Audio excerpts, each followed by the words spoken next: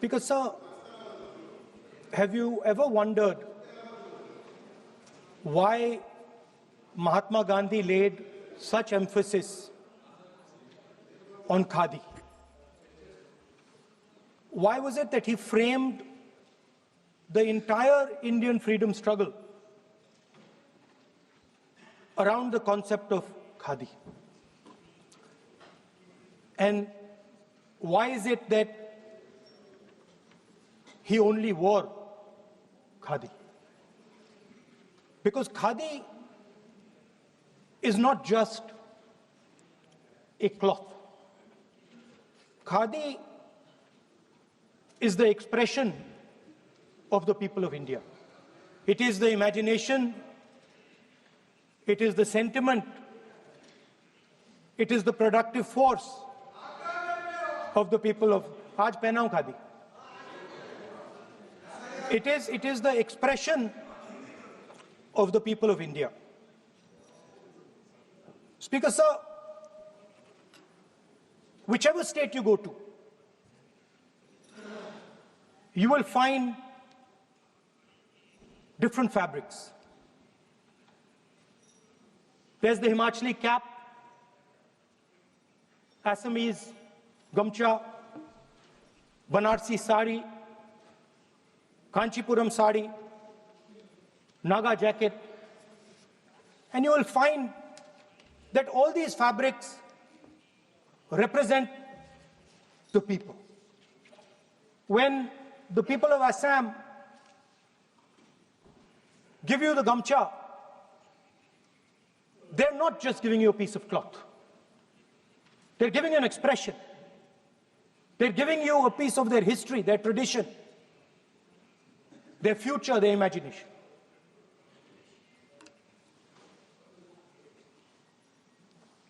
It's the same when the Nagas wear their jacket. When they come and see us, they make us wear the jacket because they want us to be embraced by the fabric.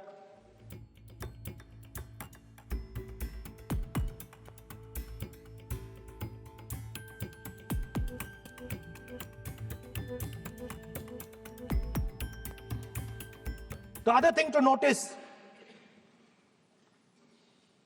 about the sari or any other fabric is that all the threads are equal. No one thread is superior to another thread. They all come together. The threads cannot protect you. The threads cannot keep you warm. But when they come together as a fabric, they can keep you warm, they can protect you, they can express what you have in the heart. Speaker, sir, in the same way, our nation is also a fabric. It's a fabric made up of 1.4 billion people, and the fabric is woven together by the vote. Let me repeat it. It is a fabric of 1.5 billion people, and it is woven together by the vote.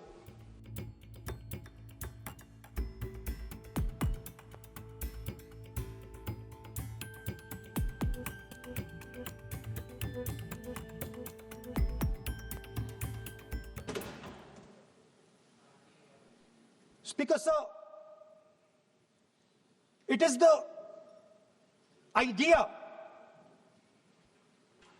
that every thread, every person in the Union of India is equal that disturbs my friends in the RSS. They're happy to see the fabric, but they cannot stand the idea that every single person in the fabric of our country, regardless of what religion they come from, regardless of what community they come from, regardless of what language they speak, should be equal. Because they fundamentally do not believe in equality. They believe in a hierarchy, and they believe that they should be on top of that hierarchy.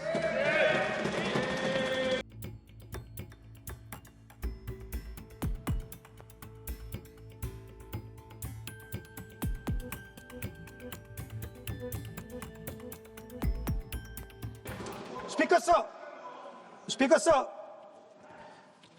on the 30th of January, 1948, 3 bullets pierced the chest of Mahatma Gandhi. Nathuram Godse assassinated the father of our nation. Today, our friends do not embrace him. Today, our friends have pushed him away. He's an uncomfortable truth. But that's not where the project ended. You see, as I said, everything has emerged from the vote. All the institutions have emerged from the vote. So it's obvious that the RSS has to capture all the institutions that have emerged from the vote. So the project, after Gandhiji's assassination, the next step of the project was the wholesale capture of India's institutional framework.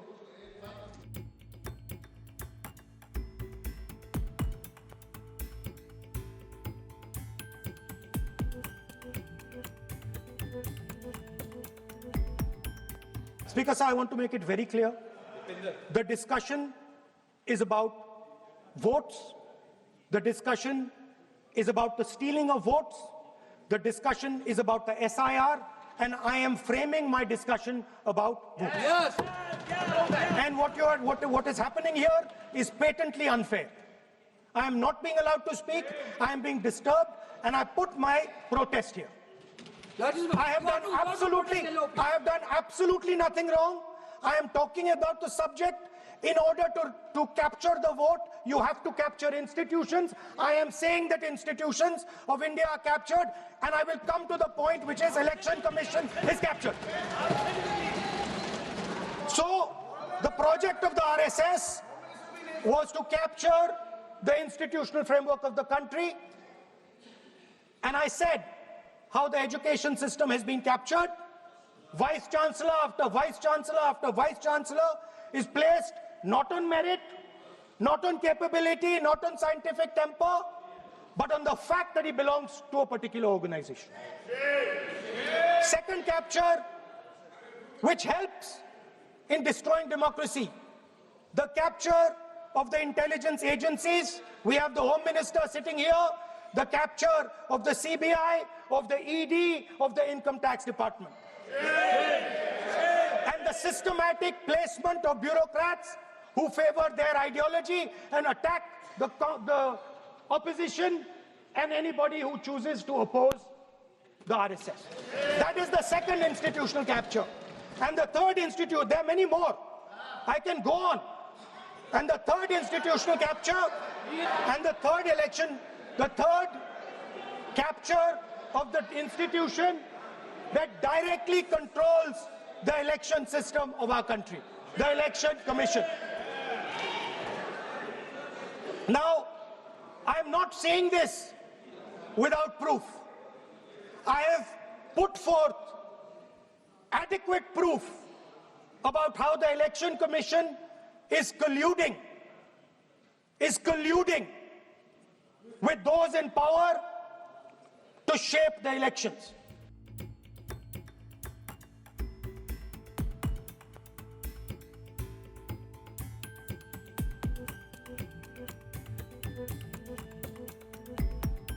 Ask 3 questions first, which will make it very clear that the BJP is directing and using the Election Commission to damage India's democracy. The first question, why is it that the CJI was removed from the selection panel of the Election Commissioner?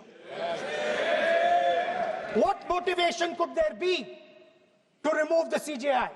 Do we not believe in the CJI? Of course we believe in the CJI. Why is he not in that room? I sit in that room.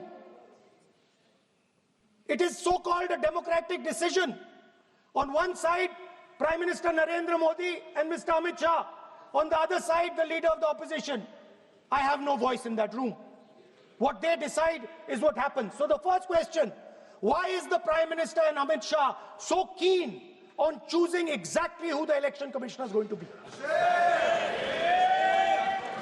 Second question, and even more devastating question. No Prime Minister has done this in the history of India. In December 2023, this government changed the law. They changed the law to make sure that no election commissioner could be punished for any action they take while they are election commissioner. Yes. Immunity. Why would the Prime Minister and Home Minister give this gift of immunity to the election commissioner? Why would they need to give this tremendous gift that no Prime Minister has given ever before to the election commissioner? Yes. Mr. Shah is looking into the ceiling. Maybe he will answer this question when he speaks. And finally, why was the law with regards to CCTVs and the data that they contain changed? Why was a law put in place that allows the Election Commission to destroy CCTV footage 45 days after the election? What is the need? The answer given is it is a question of data. It is not a question of data. It is a question of stealing the election.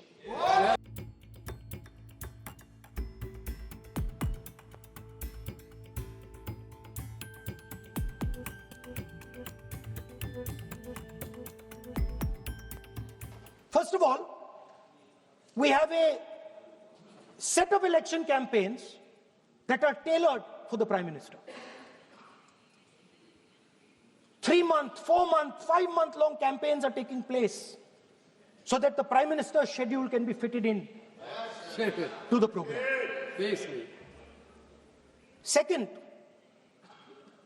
we have a Brazilian woman who appears 22 times on the voter list of Haryana. Please.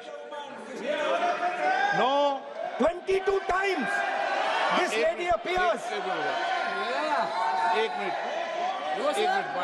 Minute please एक minute तो बोलेंगे. Speaker sir, I don't agree with the showing of photographs here, but it is a reflection of our democratic structure. This is what is happening in our democracy, that you're not allowing us to show. This Brazilian woman has appeared 22 times on the voter list in Haryana. And not only that, there is one woman whose name has appeared 200 times, more than 200 times in one booth in Haryana. And it is very clear, and I have proven without doubt, that the election of Haryana was stolen. And the theft was ensured by the Election Commission of India. I've said it again and again and again.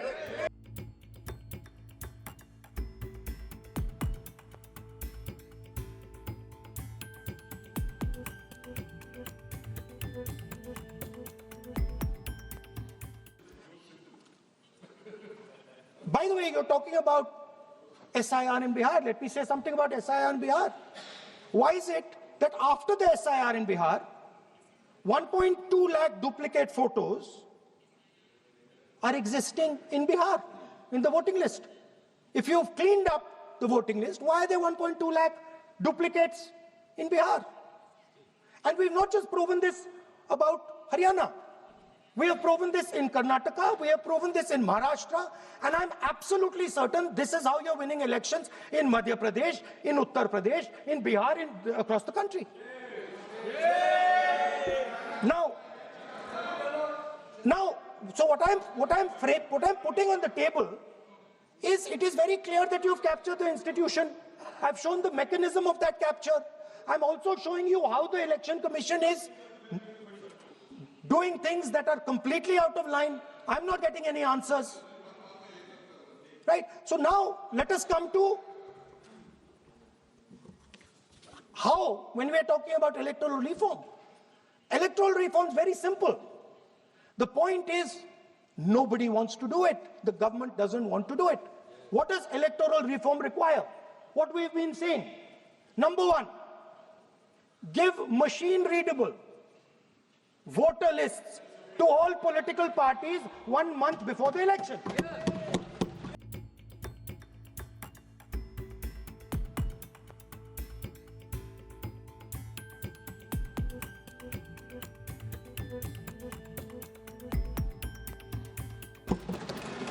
Right? So this is the situation that the country is faced with. You know, everybody says to us, India is the biggest democracy. Actually, I was thinking today, we're not just the biggest democracy. We're the greatest democracy. And I'm not saying it just like that. I'm saying it, America calls itself the oldest democracy.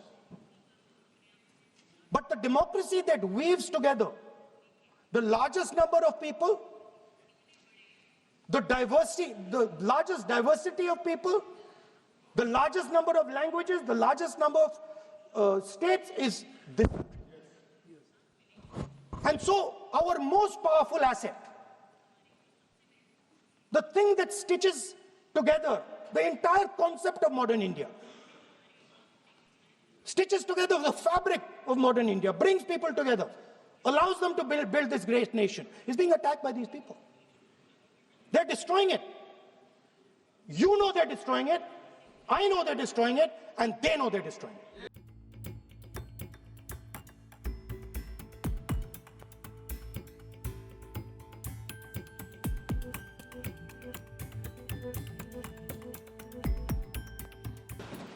And I'd like to conclude by saying that the biggest anti-national act you can do is vote chori.